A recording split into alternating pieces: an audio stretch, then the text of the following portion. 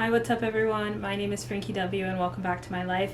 Today we're going to do my 2023 concert recap, which could also be kind of like a Spotify Wrapped, but my concert version.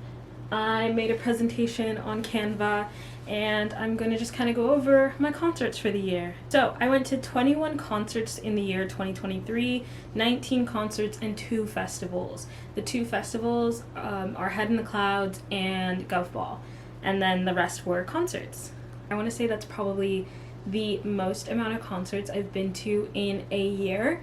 Probably the last time I do that many as well. We'll get into a lot of the facts, but this was like really expensive to go to so many concerts in a year. So my first concert of the year of 2023 was Oneness. I went with Michael. It was at the Apollo. It was actually my last concert in New York before I came out to LA, apartment hunted, moved in, all of that stuff.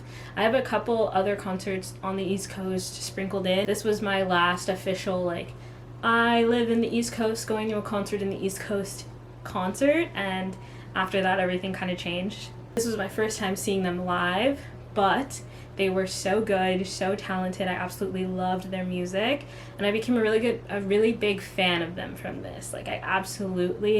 Oneness became one of my groups, and Lido became my bias. It was immediate. They're really good performers and they have really good music. So the first 3 concerts I went to this year would be Oneness, as I just mentioned. Then I went to P1 Harmony at the Hollywood Palladium, and then I went to one of Keshi's stops for his Hell and Back tour was at the Met Philadelphia, and I had Pit. I have a lanyard for it. It's not meet and greet, but it's sound check. I want to say maybe there was $100 difference between, or maybe 50, I don't remember. I want to say it was $100 difference between sound check and just meet and greet, so I just did sound check. Also, I don't think that I can physically meet him. I think if I ever were to meet Keshi and have a conversation with him, I would actually implode. And that just sounds insane, but I'm not kidding. And the next 3 concerts would be one of the New York days. Because New York sold out, he added, I want to say 2 more or 1 more stop in New York, but the first original stop at Radio City Music Hall for Keshi, and then I saw Meet Me at the Altar at the Echo for their Past, Present, and Future tour, and then I saw CIX for their second world tour, Save Me, Kill Me, at the Orpheum on March 24th. All of the concerts I'm mentioning have vlogs, so I feel like I talk about a lot of these concerts in those videos. So if you would love to hear me give more thoughts than my sporadic ones, I definitely suggest you check out those videos. I'd say that Meet Me at the Altar was such a good concert. The Echo is a smaller venue, so it was really intimate. And then Daisy Grenade and Young Culture, which were the 2 openers for the group, I loved them. I had never heard of Young Culture, and I became a fan after that, so yeah. And then CIX, I feel like they're always really good. My next 3 concerts that I went to this year would be the Stray Kids Second World Tour Maniac at BMO Stadium, which was the day 1 of the Encore tour. There were 2 extended days in LA which were Encore, and I had started the tour. Stray Kids' Second World Tour Maniac originally started in Newark in June, and I went to day 2 of the first stop of the tour. And then this was Maniac Encore day 1 of the end of the tour, which was kind of a convoluted way to say that I went to the beginning and the end of the tour. Loved that concert. Jordan made my shirt. It's a Hot Girls Love Bang Challenge shirt, and I wear it all the time. Then I went and saw NCT Dream. This was my first time seeing NCT Dream. I absolutely love NCT Dream. The only thing I have to really say about NCT Dream, I kind of mention it. I'll mention it a little bit later in the presentation. The venue wasn't my favorite, but I love Dream. I'm a big Mark girl. Really glad I got to see them.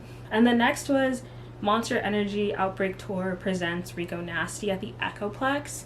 So for those not from LA, it's part of the same building. So the Echo is up here.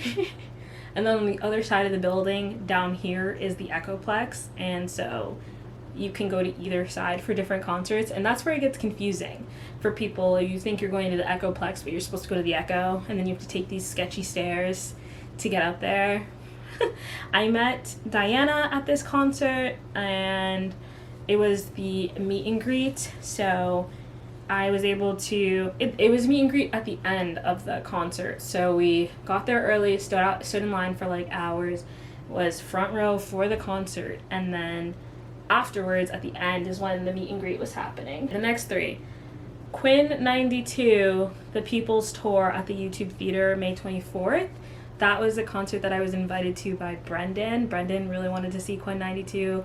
I want to say that I knew Quinn 92 because of Another Day in Paradise. I feel like that's the one song I knew, and this was cool to like learn other songs by him for Govball NYC. I go to Govball almost every year. I feel like there are some years where I don't go, but for the most part I try to go all the time. I love Govball, and it was really cool that I got to bring a group of my friends from Semester at Sea to this. Like, it was my birthday. These are people that I really care about so much, and I got to share something that I was really happy about with them, so that was really cool. And next is Group Therapy presents, I never learned how to say it. I want to say it's Therapy Fest, but like there's no vowels in the beginning. But I got to see Group Therapy at the Moroccan Lounge.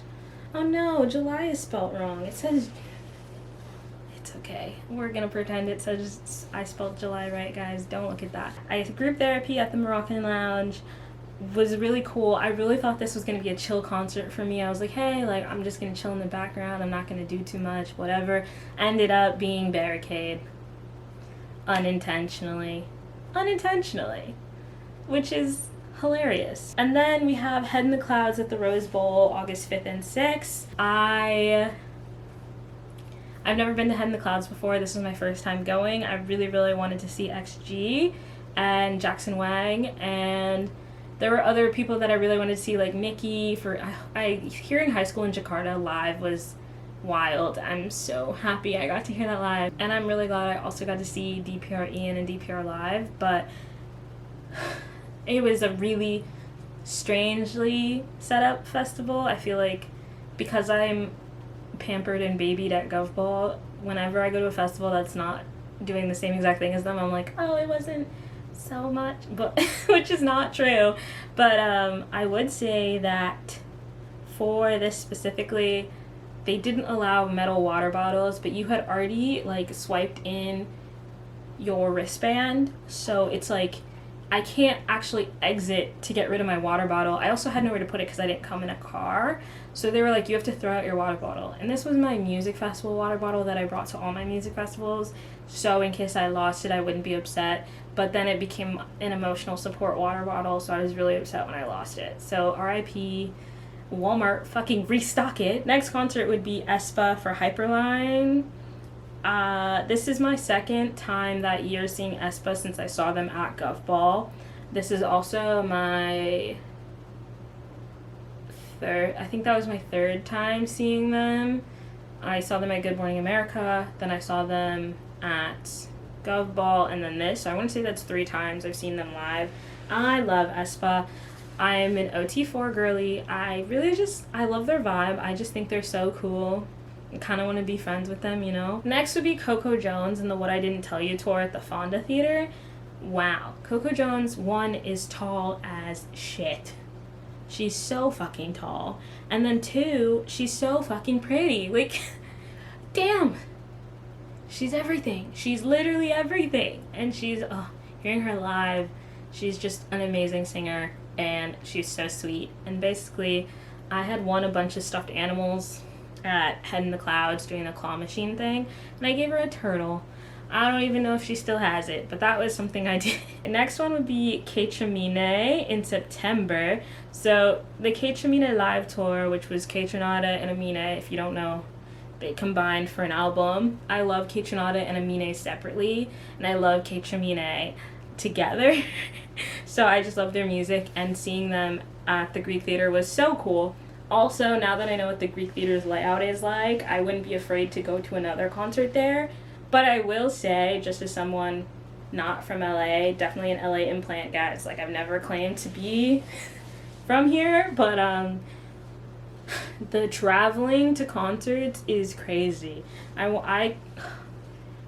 We'll get into it. We'll get into it. And then I saw Hemlock Springs at the Echo with Diana. Diana is who I met at the Rico Nasty concert. So I think my superpower is making friends at concerts, because that is the only way that I socialize. I never leave my house. I never do anything. So the idea of making friends is only not scary when I'm at a concert. In October 14th, I traveled all the way to Texas to see Enhypen with Juliet. Oh my goodness. I've always wanted to go see a concert with Juliet. She's like my other K-pop bestie. I don't really have K-pop friends like that. And Lauren and Juliet have just been going to concerts together because Lauren can fly from literally anywhere to Texas and I have to work a 9 to 5, okay? I'm kidding. I love them both so much, and honestly, seeing them go to concerts together makes me so happy. But I just think it's kind of funny that, in a group of 3, there's always one left out. It's me. I'm the one left out. Juliet's gonna watch this and text me and be upset. And then next, we have the Scarlet Tour for Doja Cat. So, I love Doja Cat's music. I loved her first 2 albums, and then Doja Cat kind of got on the internet and started saying the most crazy shit. And it was like she didn't really care about her fans anymore, and I'm not going to say if that's true or not. I really don't know, and I don't care. It's just the fact that she's so... I don't know. She's so weird about it, and she's always trying to be like, you like this because it's a cash grab, you have no taste in music, you don't even like me for me. And it was like, damn, you kind of bit the hand that fed you in a way. Like, I feel like she really polarized a lot of her fans so she could get new fans for her new album, and then her new album sounds exactly like her old ones. So this was my first and last time seeing her. I love her music, but I know that, like, as a fan, I'm not appreciated, which, like, you don't have to appreciate me. You don't have to be like, I'm so grateful for you, you're the reason I have a career. But you don't also have to be like, fuck you. Like, I feel like there's a line. And she just crosses it in a way. But I did go to that concert with Cara and Sierra, and I loved going to a concert with them, and hopefully I get to go to more concerts with them because I love them. Next would be House on a Hill. This is Eric Nam. I have never seen Eric Nam live. I really wanted to for a really long time, and it was like almost every time he was on tour, I was in the wrong city. Or like, he was touring North America when I was in Europe. He was in Europe when I was in North America. At one point, he performed at Cornell, and Cornell wanted to be shady and like not let Ithaca College kids come, but Cornell kids come to our campus all the time. I'm a little heated about it. I'm kidding. But yeah, I finally got to see him live. He is an amazing singer. I truthfully do not remember his opener's name, so sorry. But really good vibes. And I really stayed in the back and just enjoyed and took it in, and I really liked that. I feel like a lot of the times I don't camp, I don't wait out for like the entire day, but when I do wait somewhere, I feel like I wait a couple hours. So I kind of arrived right before it started, and I was very much just chilling in the back. And I feel like I need to go to more concerts where I'm chilling in the back and not getting beat up in the pit. But it's life. Oh, and then my last concert of the year, and also my last concert on this presentation, is the Rose Dawn to Dusk World Tour at the Kia Forum on November 12th. Oh my god. I somehow was able to get last minute floor tickets to this concert, and it was a life-changing experience. Like, I love the Rose. I've really wanted to see the Rose live for so long, and in 2022, when they were on tour, I accidentally bought the Demi Lovato concert ticket that was the same day as them, and not the one that was the day before, so I could see them the day after. I haven't been able to see the Rose once, and like watching them with the Korean Englishmen, watching their own content, I just love them. And I was finally able to go. I started sobbing. I don't know what it was. I don't know what was happening, but I could not stop crying. I felt the vibrations in the floor. I felt it just all around me, and I truly like felt like I was having like a out of body ethereal experience, which I sound so dramatic. I sound so dramatic saying that, but I absolutely like cannot explain how important that concert was to me, how my life has changed, how I feel like I was on a high for so long. Like, I love live music. I think live music is such an integral and important part of society, and being able to see the Rose live was just a life-changing experience for me. And I feel so silly saying that, but I truthfully, like, there is no other way to describe the amount of like joy that I got from that. And now, my favorite concert of the year, even though I just went on that whole spiel about the Rose, I'm going to talk about my Keshi, specifically the Philly show. So, for people who might be joining me for the first time ever, never seen a video before, in my 2022 Spotify Wrapped, in my 2022 Spotify Wrapped, my top 5 songs, 4 out of 5 of them were Keshi, and they were 4 out of 5 from his Gabriel album. That album means so much to me. Like, I'm one of those people who I have to, like, if I say I like an album, I like an album beginning to end, top to bottom, no skips. Could listen to it, buy on a vinyl. I have to like the entire album to say that, like, I love this album, you know? Gabriel was that album for me. I don't even know what about that album was just so important to me, but I remember especially after my older brother passed away, I was bumping that album insanely. I was listening to that album in the morning, I was listening to that album at night, I was listening to that album anytime I could. Like, so for context, my older brother passed away in the summer of 2021. I did my last semester of college on campus. Then I literally flew to Italy and studied abroad with the program called Semester at Sea. I feel like I'm talking about Semester at Sea again. So I literally did that and then never talked about it on the internet again. But I studied abroad with Semester at Sea from January 2022 to May 2022, and then I got home. And I want to say that Gabriel was one of like those like, oh, here's what you missed on the last 4 months with barely internet, catch up and blah blah blah. And I'm looking it up right now. Gabriel debut. Gabriel came out March 25th, 2022. So March, April. So it came out March 25th, 2022.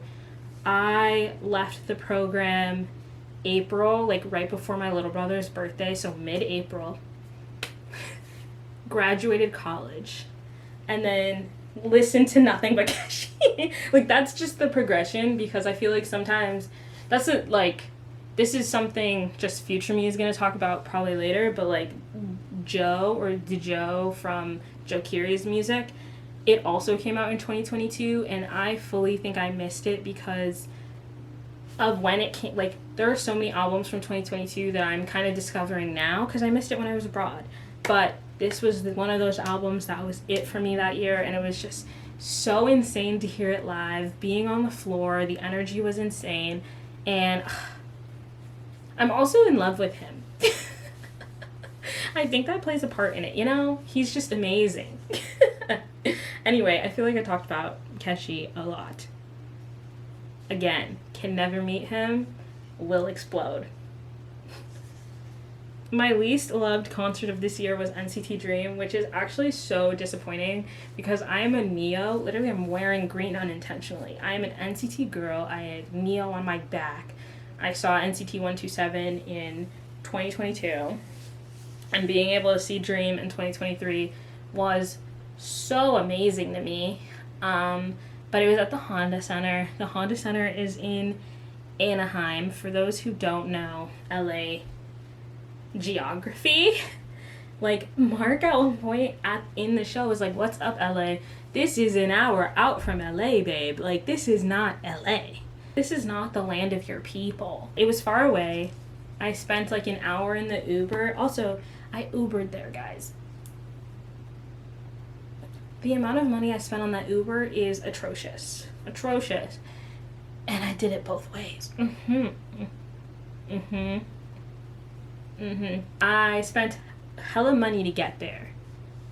Got there with no time to spare. Was literally like security was so rude to the fangirls in general, not just me on the outside. Then when I got inside, the usher woman was so rude to me, and she tried to make it seem like I was the one being rude. And I was like, ma'am, like, no thank you, I don't need your help, my seat is right there. And it's like, you don't have someone working at the other fucking side. So I already did this. I was on the wrong side. So here I am, I know where my seat is, I don't need your help. And she touched me. Like, she grabbed me, and I was like, no thank you, like, I don't need your help. And then she wanted to look at my ticket anyway to make sure I wasn't like stealing or whatever. And then I finally get to sit in my seat, and she's talking shit about me like I was rude. Whatever. Like, at one point during the show, the girl in my aisle was trying to leave, so I had already angled my body to the side with my feet kind of hanging out so she could come out, and I could see from the corner of my eye, this woman has been staring at me all night, and she's about to come at me and yell at me, and she's about to tell me to put my feet in, and then the girl comes out, and then she sees that, and she's like, oh, and then she walks away. Like, please leave me alone. Please leave me alone. Oh my god. Yeah. NCT Dream was an amazing concert, had so much fun. Just would have loved it 10 times more if it was at a different venue. And I actually have made a vow to never go back to the Honda Center again. So I believe it's like TXT is going to be at the Honda Center in 2024. And I was talking to Jersey about that. I was like, oh, I took a vow. I'm never going there again. So sorry. No, not interested. No.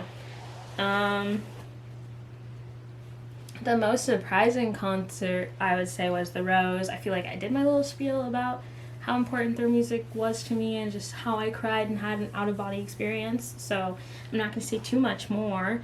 And then let's talk about concerts I had to miss.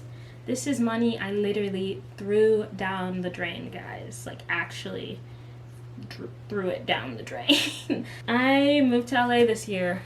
I had other priorities and other commitments, so there were times where I was supposed to be doing something else. So I missed Joshua Bassett's concert, I want to say because I was working an event for a specific movie, and if I had told my supervisors, hey, I actually can't work this event, I'm going to a concert, they would have been fine. But I wouldn't have been fine. This was my chance to like work an industry party and like get into the entertainment industry, and I wasn't gonna miss that for a concert, which, yeah. Then Jackson Wang, which luckily I got to see him at Head in the Clouds, so I feel like it kind of made up for it. I had a GA ticket for Jackson Wang, and it was like the night that something was due. Oh, in the PAGE program, we're going through this like interview process in the middle where you interview for your next rotation. So my resume had to be done for that, and it wasn't. And it was due, and I had to like skip the concert to work on my resume, which makes me feel like such a dork. But at the end of the day, my resume is bomb looking now. And lastly was Boys World. I have a really good excuse in case, any of Boys World is, just randomly watching this video. I have an excuse. Let me explain. Their concert, I want to say, was on Halloween Day. Right? So, of course, it's Halloween. Your girl went out. My phone was stolen. Not on the Friday. On that Saturday, my phone was stolen. So, it, like, made it hard to do anything on Sunday. Kari and Tira, I was already staying with them for that weekend. So, we came to my house. An AT&T person came to give me a new phone. And it had nothing on it because I don't use iCloud. So, I had to spend my rest of my Sunday, part of my Monday, and Tuesday just like re-downloading apps and figuring out what I needed, re-logging in passwords and all that stuff. So my Uber and stuff just wasn't transferred in time to Uber to their concert. I'm so sorry, Boys World. Don't smite me. I really, really want to see you guys live. I want to hear their harmonies live. Like, they're so talented. But I had to miss it. Now let's talk about stats. Of the 21 concerts I went to 11 by myself and 10 with someone, which I think is an improvement. I would say that I started going to a lot of concerts by myself. Since I love, like, every genre of music, it's really easy for me to be like, no one's gonna want to come. So let me just go. And my friends and my mom and my brother are always like, that's so dangerous, please go with someone. And I always am like, no. Because why am I waiting for someone to go to a concert that I want to see? Because I want to see it. I don't care if they want to see it. And then when it comes to breakdown of where these concerts were, 76.2% were in California. Again, I moved to California this year. 14.3% were in New York, 4.8% were in Pennsylvania, and the other 4.8% were in Texas, because that's one in Texas and one in Pennsylvania. Specifically where in California these concerts were at, we had a 75% in Los Angeles, 6.3% in Anaheim, 6.3% in Pasadena, and 12.5% in Inglewood. Then if we do it by month, in January I went to 2 concerts, February I didn't go to any, in March I went to 5 concerts, April I went to 1 concert, May I went to 2 concerts, in June and July I went to 1 concert respectively. In August, I went to 3 concerts. In September, I went to 1 concert. In October, I went to 2 concerts. And in November, I went to 3 concerts. And in December, I didn't go to any concerts at all again. That's it for the presentation part of this. This was my concert wrap. Thank you so much for paying attention to my TED Talk, guys. Like, literally, I put in so much effort in this. I am personally taking it slow in 2024 and not going to as many concerts this year. A lot of the concerts I mentioned in this video have YouTube videos attached to them, and I am actually a little behind on shorts editing, but a lot of those shorts that also are involved with the concerts will either be linked up above or in the description once they come out, if they're not out already. I think I'm at the group therapy concert vlog, so I have like, and that's a short. I think I'm at the group therapy concert short, which means I have about a lot of shorts. I just went back and checked. I'm done with long form concert vlogs. The Enhyphen one was the last one for 2023. So the rest of my concerts that I mentioned were actually going to be shorts. So that means you're getting a group therapy concert short. Head in the Clouds has videos, but they'll also get shorts. aespa gets a short to go with the video. Coco Jones gets a short to go with the video. K Tremine is just a short. Hemlock Springs, just a short. Enhyphen gets a short to go with the video. Doja Cat, just a short. House on a Hill with Eric Nam, just a short. And The Rose is just a short. So I have maybe like, I feel like that was like over 10 shorts I still need to edit. But that was my 2023 concert wrapped. So exciting. I wanted to do something where I kind of rated my outfits or rated what I wore or how much I spent on each concert. I'll be so real with you, I did not keep track of how much I spent, and I think that's for the best. Let's just say, if we really think about it and we really do the math, I assume the most that I spent on a concert would probably be NCT Dream. I didn't buy any merch at NCT Dream versus some of the other ones where I bought merch. And I did split an Airbnb with my friends for golf ball. I just know, I feel like my cheapest one would have been Boys World if I went. I think my cheapest might have been Meet Me at the Altar then. Or Hemlock Springs. Hemlock Springs was actually free because Diana just invited me and I didn't pay for that ticket. So let's say Hemlock Springs is my cheapest concert ticket. And then my most expensive, I'm gonna say right now, is NCT Dream. That might not be fully accurate.